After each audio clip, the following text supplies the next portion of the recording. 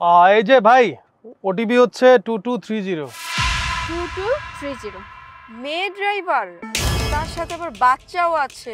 থাক, আমরা অন্য গাড়িতে যাই। উনি রাস্তার মধ্যে ভালোভাবে চালাতে পারবে না, যদি কোনো একটা অ্যাক্সিডেন্ট অঘটন ঘটে যায় তখন কি করব? চলো আমরা অন্য কোথাও যাই। ম্যাডাম টেনশন করবেন না, আমি গাড়ি চালাতে পারি, সমস্যা হবে না। উনি মেয়ে মানুষটাতে কি হয়েছে? উনি তো বললো যে গাড়িটা চালাতে পারবে। আচ্ছা আপু, সমস্যা নেই, আপনি আস্তে আস্তে যান। ম্যাডাম কিছু না মনে করলে আমার বাচ্চাটাকে আপনার কোলে একটু বসাবেন? আচ্ছা ঠিক আছে, কিন্তু আপু একটু সাবধানে চালায়েন। হ্যাঁ বাবা একটু তোমার আন্টির কাছে গিয়ে বসো।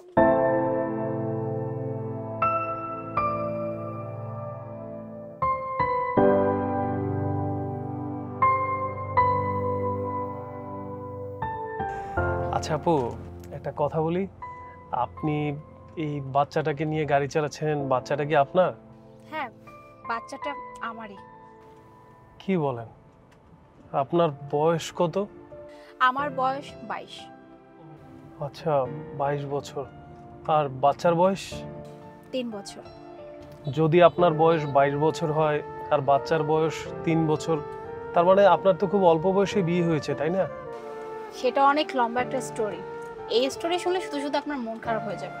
আপু বলেন না, আমার শুনতে খুব ইচ্ছা করতেছে। এত করে যেহেতু বলতেছেন, তাহলে আপনাকে কাহিনীটা শোনাচ্ছি। আমি যখন কলেজে পড়তাম তখন একটা ছেলের সাথে আমার সম্পর্ক হয়। ছেলেটা আমাকে ভালোবাসতো, আমার সাথে সারা জীবন থাকার ওয়াদাও করেছিল। এরপরে যখন ওর কথায় আমি বিশ্বাস করি, আস্তে আস্তে করে আমাদের সম্পর্কটা অনেক গভীর হয়। তার কিছুদিন পরেই হঠাৎ করে জানতে পারি আমি প্রেগন্যান্ট। এরপরে যখন ওই ছেলেটাকে বলি, ছেলেটা টোটালি অস্বীকার করে, সেই বাচ্চাটাকে অ্যাকসেপ্ট করবে না। এমনকি পরবর্তীতে জানতে পারি যে ও আমাকে আসলে ভালোই বাসতো না, শুধু শুধু টাইম পাস করতো। তারপর ওকে আমি অনেক মানানোর চেষ্টা করি, যেহেতু বাচ্চাটা চলে আসছে আমাকে অ্যাকসেপ্ট করো, কিন্তু কোনোভাবেই আমাকে অ্যাকসেপ্ট করে না। ও আমাকে হসপিটালে নিয়ে গেছিল বাচ্চাটাকে অ্যাবর্শন করানোর জন্য, কিন্তু যে কথায় আছে না, ভাগ্যে যদি থাকে তাহলে আর কি খণ্ডানো যায়। ডাক্তার বলল অনেক সময় হয়ে গেছে, এখন চাইলেও আর অ্যাবর্শন করানো সম্ভব না। তাই আর কি করার, এরপর তো বাচ্চাটাকে রেখে দিলাম। বাসায় গিয়ে অবশ্য মা বাবাকে সব কিছু খুলে বলেছি। তারপরে আমার মা বাবা ওদের বাসায় যায়, ওকে মানানোর অনেক ট্রাই করে, কিন্তু ও কোনোভাবেই রাজি হয় নাই, আমাকে বিয়ে করবে না। তারপরে আর কি করার, মা বাবা বলল সমাজে মুখ দেখানোর জন্য হলো তো কিছু একটা করতে হবে।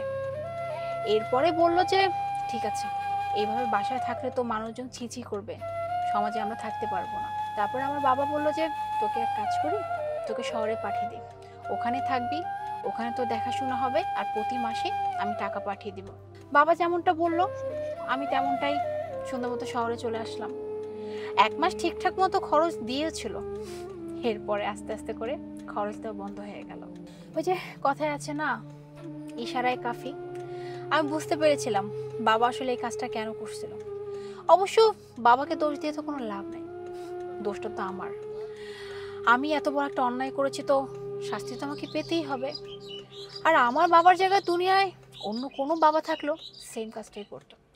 তাই আমার বাবাকে নিয়ে আমার কোনো আক্ষেপ নাই, তার প্রতি কোনো কষ্টও নেই। তারপরে কি করার, শুরু হলো আমার জীবনের যুদ্ধ, লড়াই করা। এরপরে হঠাৎ করে একটা ভাইয়ের সাথে পরিচয় হলো। ওই ভাইয়াটাই আমাকে গাড়িটা দিল চালানোর জন্য। তারপর থেকেই তো গাড়ি চালাচ্ছি আর বাচ্চাটাকেও সামলাচ্ছি। আচ্ছা, তাহলে আপনি কখনো আপনার বাবার সাথে যোগাযোগ করার চেষ্টা করেননি? যোগাযোগ করে কি হবে ভাইয়া, ওই যে কথায় আছে না, ইশারায় কাফি। বুদ্ধিমান মানুষের ইশারায় যথেষ্ট। আমি তো বুঝেই গিয়েছিলাম যে আমার বাবা আসলে কি বোঝাতে চাইছিল আমাকে। আমার বাবার উপর কোনো আক্ষেপ নেই, আমি অন্যায় করেছি, আমি শাস্তি পেয়েছি, দ্যাটস ইট। না আপু, আসলে হয়েছে কি, আপনার দুঃখের কথা শুনে আমি খুব আপসেট হয়ে গেছি। ভাইয়া আমি বলেছিলাম যে আমার কাহিনী শুনলে বোর হয়ে যাবেন, হলেন তো বোর। আপু, এই যে আমরা চলে এসেছি, বাম পাশে থামিয়ে দিন।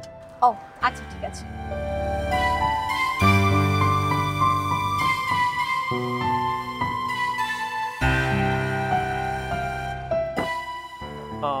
আপু, পেমেন্টটা অনলাইনে করে দিয়েছি। আচ্ছা ঠিক আছে। আচ্ছা, আপনার এই স্টোরিটা কি আমি পাবলিশ করতে পারি? হ্যাঁ, কোনো সমস্যা নেই, কিন্তু কোথায় পাবলিশ করবেন? আসলে আমি একজন জার্নালিস্ট, আমি চাচ্ছি আপনার এই স্টোরিটা পাবলিশ করতে। আমি যদি এটা পাবলিশ করি তাহলে আপনার হেল্প হবে। আমার হেল্প? বুঝলাম না, কি করে আমার হেল্প হবে? আপু, আসলে আমি যদি পেপারে আপনার স্টোরিটা লিখি তাহলে বিভিন্ন এনজিও আপনাকে সাহায্য করতে আসবে, কারণ আপনার বাচ্চাটা মানুষ করতে সবাই চাইবে যে আপনাকে হেল্প করতে। তাই বলছিলাম, আপনি যদি অনুমতি দেন তাহলে আমি পাবলিশ করি। আচ্ছা, আমি একটা ছবি তুলবো একটু আপু। হ্যাঁ শিওর, সমস্যা নেই। বাবা একটু তাকাও তো। আচ্ছা, থ্যাংক ইউ, ভালো থাকবেন।